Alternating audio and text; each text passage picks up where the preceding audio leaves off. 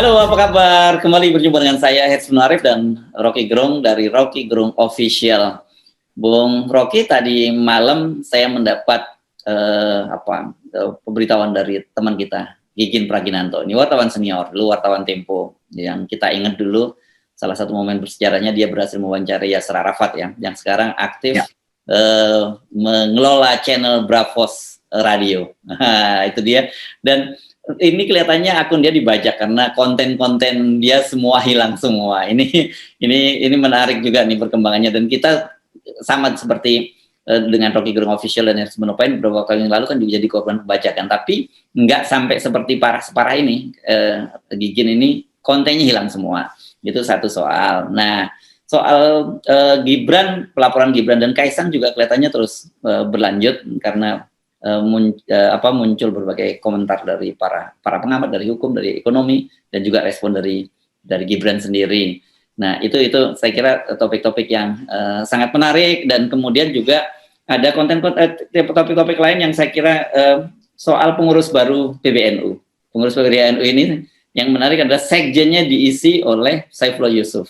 Nah, ini seorang politisi, padahal katanya terus ada Nusron Wahid, wakil ketua umum, itu juga politisi Golkar. Jadi yang satu PKB, yang satu Golkar. Nah, padahal sebelumnya kan dia berjanji tidak akan terlibat dari dalam urusan politik. Ini menarik saya kira untuk kita perbincangkan. Dan satu lagi, ini ada berita, saya lihat di Kompas ini, ada seorang, ini berkaitan Ganjar nih, aktivitas Ganjar. Ini seorang kader PDI yang merasa jadi objek pencitraan Ganjar di Temanggung, itu mengembalikan bantuan-bantuan sembako dan lain-lain dari Ganjar karena dia dianggap dimanfaatkan oleh Ganjar. Ini menarik saya kira.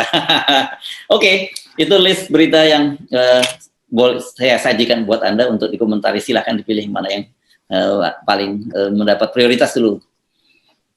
Yang prioritas tentu masih soal Gibran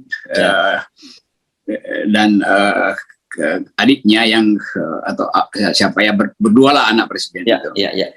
Dan itu menimbulkan semacam pembicaraan yang melampaui soal politik. Ya.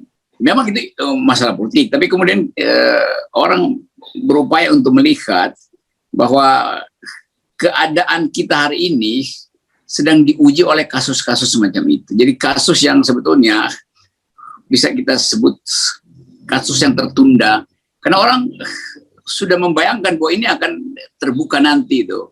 Jadi kalau Ubed kemudian melaporkan itu karena sekuensisnya udah di ujung. Mungkin dari 6 bulan lalu kita udah kasih sinyal tuh bahwa yang begini-beginian ini itu menimbulkan kecurigaan. Bahkan di FNN sendiri kita pernah bahas bahwa Sri Mulyani sebetulnya harusnya tahu soal-soal semacam ini. Ada isu insider trading, ada isu bridging segala macam tuh. Iya itu. Tapi nggak dipedulikan kan. Sementara publik terus-menerus melihat akumulasi dari perusahaan-perusahaan anak-anak presiden ini begitu cepat. Dan itu pasti menimbulkan kecurigaan tuh. Jadi bukan hal yang tiba-tiba Ubed melaporkan. Ubed juga memantau perkembangan pertumbuhan kapital dari perusahaan anak-anak presiden. Nah, itu menimbulkan kuriositas akademis justru. Karena itu kemudian Ubed melakukan riset. Dan riset itu juga sebetulnya riset yang dilakukan oleh Indef, segala macam itu. Yang berupaya untuk memahami apa yang terjadi sebetulnya dengan peristiwa bertumbuhnya kapitalisasi yang begitu cepat. Lalu ada peristiwa lain yang membuat seorang mulai cari hubungannya tuh, yaitu penempatan seorang pengusaha jadi duta besar yang sebetulnya juga punya saham di dalam perusahaan itu. Jadi satu kompleks variabel yang akhirnya memunculkan keingintahuan apa sebetulnya di balik itu. Nah, karena nggak ada jawaban, maka orang ambil hipotesis bahwa ini adalah money laundering atau korupsi atau penyalahgunaan jabatan atau melanggar undang-undang TAP MPR soal KKN. Jadi semua berita biasa aja yang kemudian berubah menjadi berita politik karena di dalamnya mulai ada komentar-komentar politik, yaitu KSP, segala macam, Pak Muldoko. Kalau ini semacam berita hukum ya biasa aja kan. Dan kita kasih praduga tak bersalah juga sebetulnya tuh, yang adalah hak dari nanti itu. Oke, mungkin juga enggak, tapi kenapa KSP justru bereaksi politis? Itu kesalahannya di KSP, makanya membesarlah isu itu justru tuh. Jadi keadaan ini yang membuat masyarakat pengamat politik menganggap bahwa ada semacam ketegangan di istana itu. Karena sangat mungkin bahwa KPK akan proses ini tuh, dan harusnya proses, kan ini sudah dilaporkan, nggak bisa lagi ditutupi. Nah, karena kebiasaan istana itu intervensi, akibatnya masyarakat sipil dan para pengamat independen kemudian berpihak pada Ubed. Jadi berpihaknya karena menginginkan transparansi itu. Beberapa pengamat politik dan ekonomi juga menganggap bahwa memang ada ketidakjelasan di dalam proses akumulasi kapital itu. Jadi hal yang sebetulnya standar, sebetulnya standar sprindik yang biasa, kalau indikasinya nggak ditemukan ya pasti nggak akan diproses. Tapi justru karena komentar-komentar kalangan istana ini membuat soal ini jadi causa celebre, jadi kasus yang kemudian diselebrasikan tuh. Nah, bahayanya begitu dia masuk menjadi causa celebre, semua stasiun TV akan ke sana kameranya tuh. Nah, tentu saja pemerintah atau para hoaxer atau hacker berupaya untuk ambil keuntungan di situ tuh.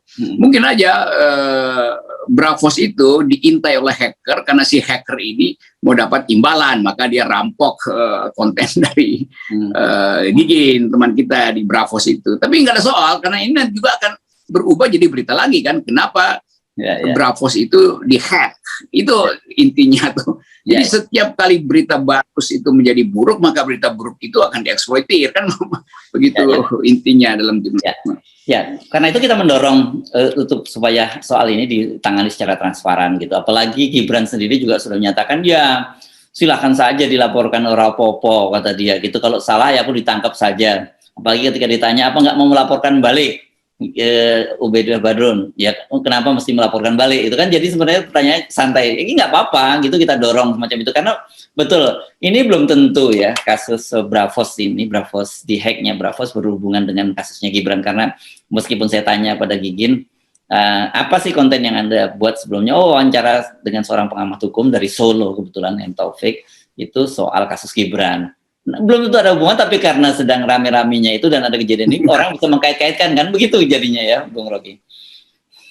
Iya, karena sebetulnya ini harusnya Ubed diundang di dalam TV-TV utama supaya Ubed punya kemampuan untuk menerangkan bahwa ini adalah hasil riset akademis tuh.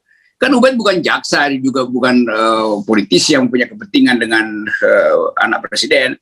Dia punya kuriositas tentang soal ini karena dia dosen sosiologi, maka dia ingin tahu tuh apa yang terjadi dalam perbisnisan itu tuh. Jadi sebetulnya itu intinya. Tapi kemudian saya dapat banyak WA yang bernada mengancam saudara Ubed. Jadi itu buruk sekali karena orang ada yang memancing dia itu aja sebetulnya, dan Ubed sebagai aktivis, kepekaan dia itu muncul lagi, karena itu dia perlu pendamping hukum segala macam tuh.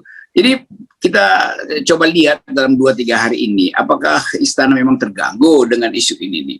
Bagaimana reaksi pertama dari KPK itu yang akan membuat kita mengerti apakah ini dipolitisir apa enggak. Kan begitu kan. Yang jelas yang pertama kali mempolitisir adalah Pak Muldoko, karena dia langsung bereaksi sebagai orang istana, menganggap bahwa nggak wajar ya itu dilaporkan. Lo nggak wajar gimana? Semua orang berhak melaporkan kecurigaan yang ditemukan oleh publik, kan itu intinya kan. Jadi sebetulnya ini masalah yang bisa jadi pintu masuk dua hal, yaitu keadaan politik di istana bisa dibaca melalui kasus Ubed, demikian juga kebebasan akademis bisa dibaca melalui kasus Ubed. Jadi kita tunggu reaksi UNJ, kita tunggu reaksi KPK, kita tunggu reaksi istana, kan begitu kan. Juga reaksi Menteri Pendidikan lah kalau mau lebih jauh lagi. Supaya harus didapat sinyal dong dari Pak Nadiem bahwa ini adalah wilayah riset yang kemudian berubah menjadi upaya untuk mengetahui secara hukum. Jadi ini cuma sambungan dari riset akademis lalu berujung di pelaporan KPK. Itu hal yang biasa aja.